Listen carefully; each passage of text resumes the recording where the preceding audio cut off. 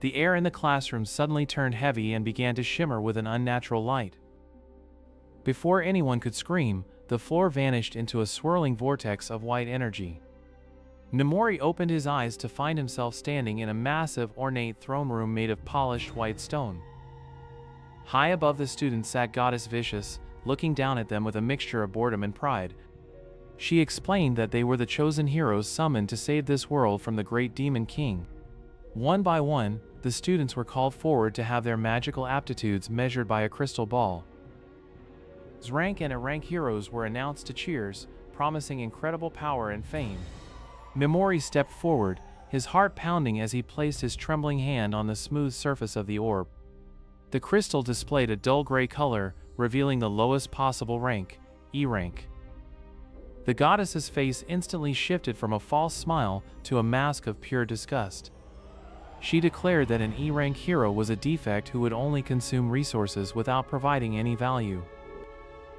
Before he could argue, the floor beneath Mimori's feet opened into a dark, bottomless pit.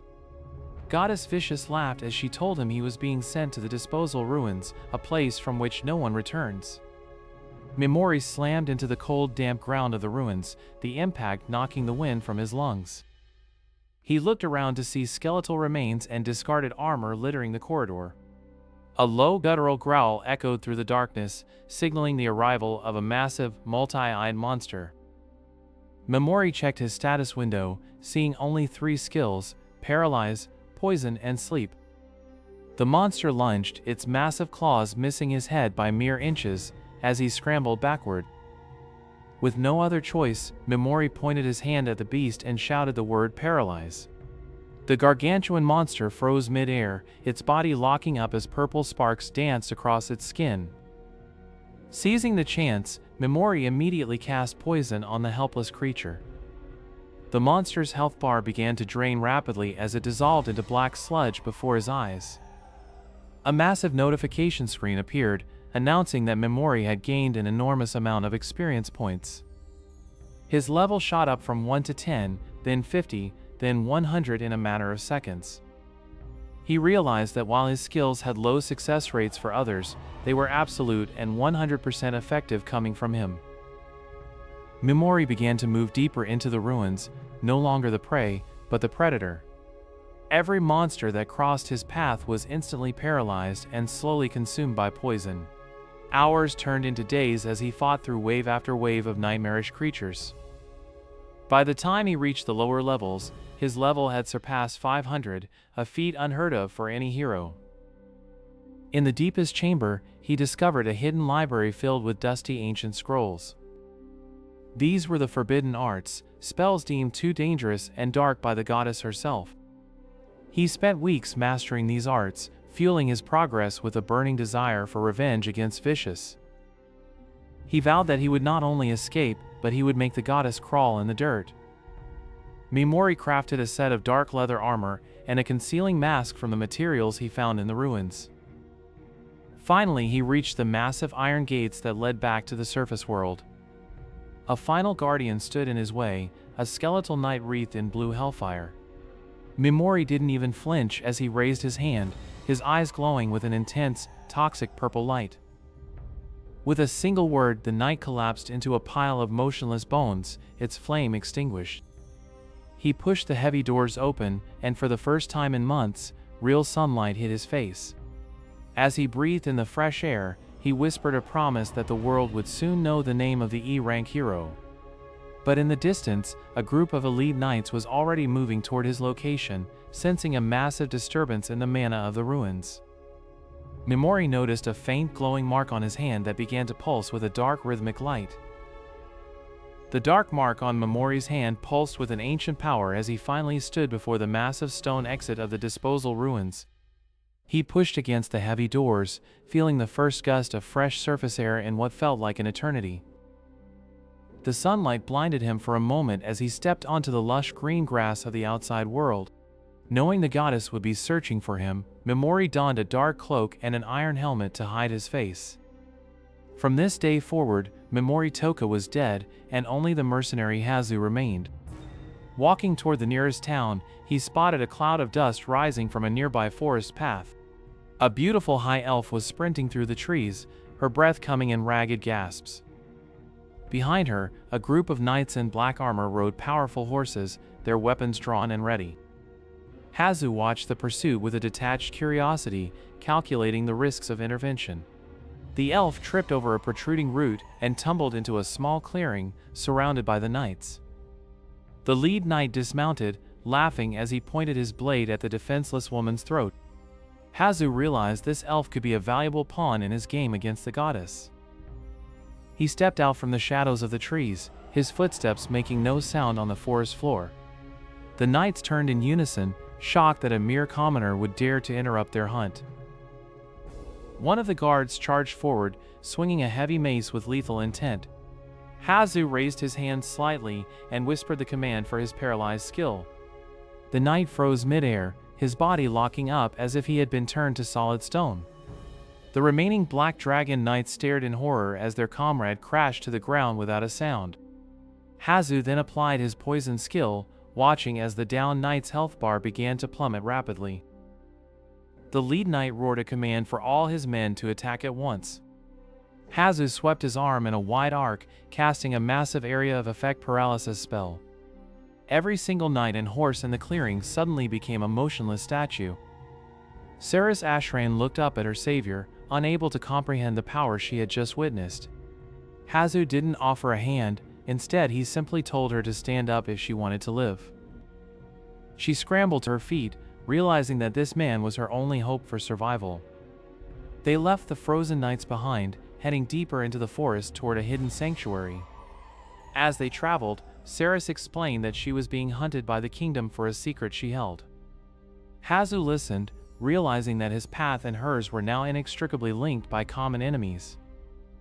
Their progress was halted by a massive leopard man warrior who blocked the path with a giant axe.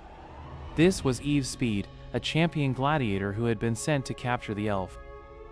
Hazu stepped forward, his skills ready to be unleashed once more against this new threat. With a quick flick of his wrist, he paralyzed the beastman before she could even swing her weapon. Instead of killing her, Hazu offered Eve a chance to join his cause and find true freedom.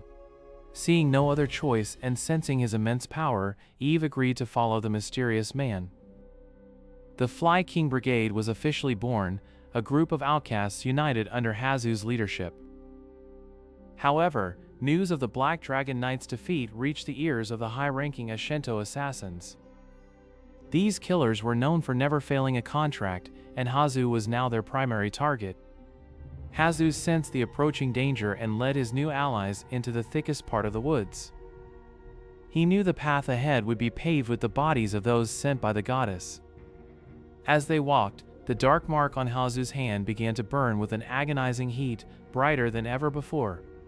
Mimori gripped his wrist as the dark mark pulsed with a rhythmic, searing heat that threatened to consume his focus. Saris reached out toward him, her hands trembling with the fear that their journey might end before it truly began. With a sharp intake of breath, Mimori forced the pain into a corner of his mind and signaled for the group to move forward. The trees in the Golden Demon Zone were twisted into grotesque shapes, their leaves shimmering with a sickly metallic hue. Every snap of a twig echoed like a gunshot through the unnatural silence of the valley. Suddenly, the ground began to vibrate with a low, rhythmic thrumming that shook the very stones beneath their feet. A wall of dust rose on the horizon as hundreds of high-level monsters charged toward them in a frenzied stampede. Giant insects with razor-sharp mandibles led the charge, their wings buzzing with a deafening metallic drone. Mimori stepped in front of his allies, his fingers hovering over the edges of his dark grimoire. He whispered the command for paralyze, and a wave of purple energy rippled outward through the air. The front line of the stampede froze instantly, their momentum carrying them forward into a chaotic pile of immobile bodies. Without a moment of hesitation, Mimori followed up with a massive deployment of his poison skill.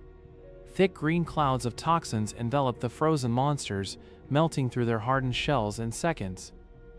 Experience points began to flood into Mimori, the notification sounds ringing in his ears like a grand orchestra. He felt his muscles knit together with new strength as his level counter skipped hundreds of numbers in a single breath. Saris watched in silence, realizing that the man she followed had surpassed the limits of any known hero. Once the last of the stampede was silenced, Mimori leaned against a jagged rock to catch his breath. They continued deeper into the zone, guided by the fading light of the magical mark on his hand. A hidden path revealed itself behind a waterfall of liquid silver, leading into a lush, protected grove. The air here felt different, saturated with a dense mana that made the skin tingle with static. Massive stone golems stood guard at the entrance, their eyes glowing with a neutral, observing light. A voice echoed from within the shadows, demanding to know who dared to seek the forbidden arts. Mimori stepped forward into the light, declaring his intent to tear down the corrupt goddess who ruled their world. From behind a desk piled high with scrolls, Erika, the Witch of Taboo, emerged with a look of clinical interest.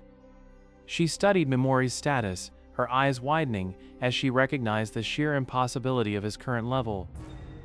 Erika noted that only an E rank could have survived the disposal ruins by turning weakness into a lethal weapon.